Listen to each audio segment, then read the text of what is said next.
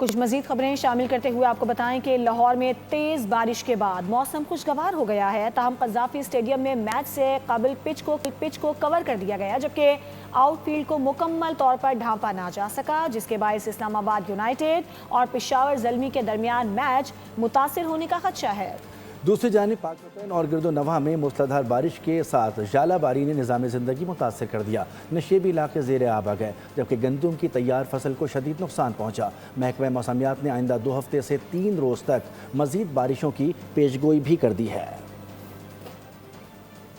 کراچی میں بھی بادل برسنے کو تیار، گرج چمک اور تیز ہواؤں کے ساتھ بارش متوقع۔ شہر میں تیز ہواؤں، آندھی اور ژالہ باری کا قوی امکان۔ محکمہ موسمیات نے متعلقہ اداروں کو پیشگی اقدامات کی ہدایت کرتے ہوئے بل بورڈز اور سائن بورڈز ہٹانے کی تاکید کی ہے۔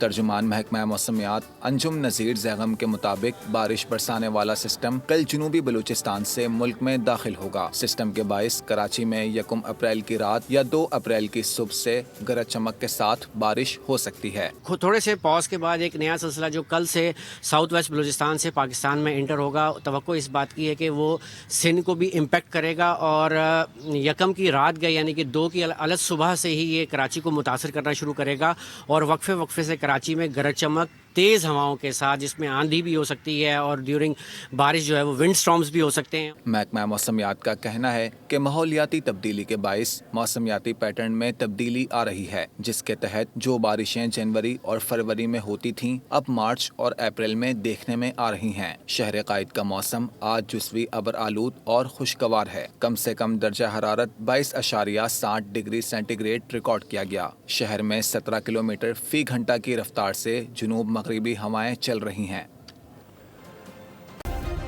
سبسکرائب کریں اور بیل دبائیں تاکہ کوئی خبر رہ نہ جائے۔